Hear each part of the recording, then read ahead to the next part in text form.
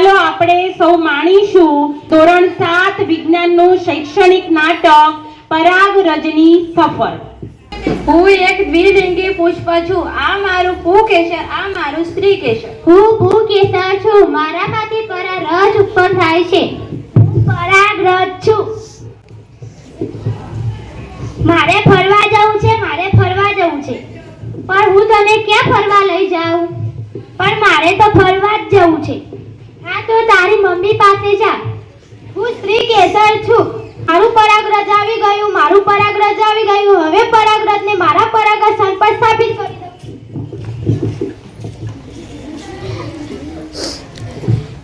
આપણે બધાએ અહીંયા જોયું એક દ્વિલિંગી પુષ્પ બન્યું છે. તો દ્વિલિંગી પુષ્પ એટલે એની અંદર પુકેસર પણ હોય, સ્ત્રીકેસર પણ હોય. હવે પુકેસરમાંથી શું ઉત્પન્ન થયું? પરાગરજ. તો આ પરાગરજને ફરવા જવું હતું, તો એ પરાગરજને આપણે ક્યાં મોકલી દીધી? સ્ત્રીકેસરના ઉપર, ટોચ ઉપરના ભાગ, જેને આપણે પરાગાસન કહીએ છીએ. તો આ પરાગરજ પુકેસરમાંથી નીકળી અને જે પરાગરજ સ્ત્રીકેસરના પરાગાસન પર સ્થાપિત થઈ ગઈ એને આપણે કહીએ છીએ સ્વપરાગનયન. સ્વપરાગનયન એટલે એક જ ફૂલ યાદ રાખવાનું. પરાગરજ ઉડીને એ જ ફૂલના સ્ત્રીકેસરના પરાગાસન પર ગઈ, તો આને આપણે શું કહ્યું? સ્વપરાગનયન. બરાબર. આના માટે એક જોડકણું પણ બનાવ્યું છે, એટલે પછી આપણે તમને સમજાવું. ઓકે, ચાલો હવે આપણે બીજા દ્વિલિંગી પુષ્પ પાસે જઈએ. હું છું એક દ્વિલિંગી પુષ્પ. આ છે મારું પુકેસર ને આ છે મારું સ્ત્રીકેસર. હું સ્ત્રીકેસર છું. હું પુકેસર છું. મારામાંથી પરાગરજ ઉત્પન્ન થાય છે. હું પરાગરજ છું. મારે ફરવા જવું છે, મારે તો દૂર દૂર ફરવા જવું છે. પણ તને દૂર દૂર ફરવા કોણ લઈ જશે? અમે છીએ ને. અમે તને દૂર દૂર સુધી ફરવા લઈ જઈશું. હું છું પવન. હું છું મધમાખી. અમે તને દૂર દૂર સુધી ફરવા લઈ જઈશું. ચાલો પરાગરજભાઈ.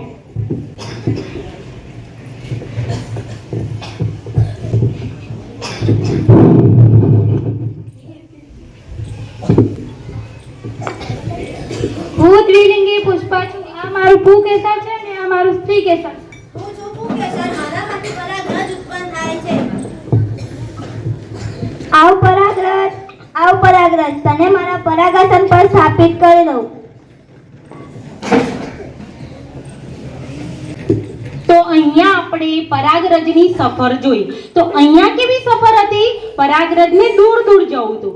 તો એક પુષ્પના પુકેસરમાંથી પરાગરજ નીકળ્યું અને એના મિત્ર પુષ્પના સ્ત્રીકેસર પર સ્થાપિત થઈ ગયું. તો આને આપણે કહીશું પરપરાગનયન. એટલે પરપરાગનયન એટલે આપણે બે ફૂલ યાદ રાખવાના, બે પુષ્પ યાદ રાખવાના.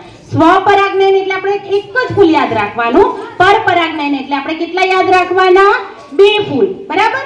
ચાલો આના વિશે થોડા પ્રશ્નો પૂછવા છે, પણ એના પહેલા હમણાં આજે સવારે જે જોડકણું તૈયાર કર્યું છે એટલે મારે તમને જોડકણું સંભળાવવું છે, તમને જેવું સમજ પડે એવું. તો પહેલા આપણે સ્વપરાગનયનનું જોડકણું સાંભળીએ. જે ફૂલમાં જન્મું છું એ જ છે મારું ઘર.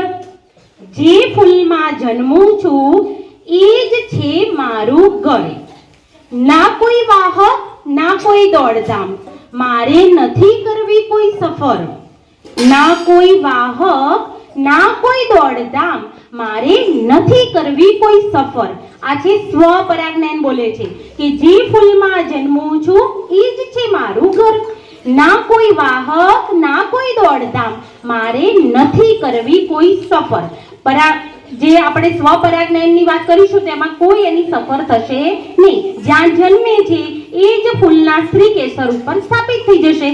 બરાબર. તો તમે સ્વપરાગનયન વિશે ખ્યાલ આવી ગયો? ઓકે. હવે આપણે પરપરાગનયનનું જોડકણું પણ તૈયાર કર્યું છે, તો એનું પણ હું તમને એ જોડકણું સંભળાવું છું, સાંભળજો. નથી રહેવું મારે મારા ઘરે, મારે તો કરવો છે પ્રવાસ. નથી રહેવું મારે મારા ઘરે, મારે તો કરવો છે પ્રવાસ. આથી જ તો બે ફૂલો વચ્ચે બંધાશે સંબંધ ખાસ. આથી તો બે ફૂલો વચ્ચે બંધાશે સંબંધ ખાસ. પવન કીટક મધમાખી પવન કીટક મધમાખી કરાવશે મને સફર. પવન કીટક મધમાખી કરાવશે મને સફર. બીજા ફૂલના પરાગાસન પર વસાવશું અમે તો નવું ઘર. બીજા ફૂલના પરાગાસન પર વસાવશું અમે તો નવું ઘર. તો આ છે પરપરાજ્ઞાન માટેનું એક નાનકડું ગીત કહો, જોડકણું કહો, એ રીતનું છે. બરાબર? ચાલો હવે તમને 5 મિનિટ હું લઉં છું પ્રશ્નો માટે. સ્વપરાજ્ઞાન, પરપરાજ્ઞાન એ વિશે તમને બરાબર સમજ આવી ગઈ? બોલો, તમે બધાય જોયું? આ શૈક્ષણિક નાટક હતું એટલે આમ જોવાનું નહીં કે પરાગરજ આમ ગયું એવું નહીં જોવાનું. આપણે જોવાનું કે શું સમજાવવા માંગે છે નાટક. તો તમને બધાને સમજ પડી ગઈ? પડી? ઓકે, ચલો.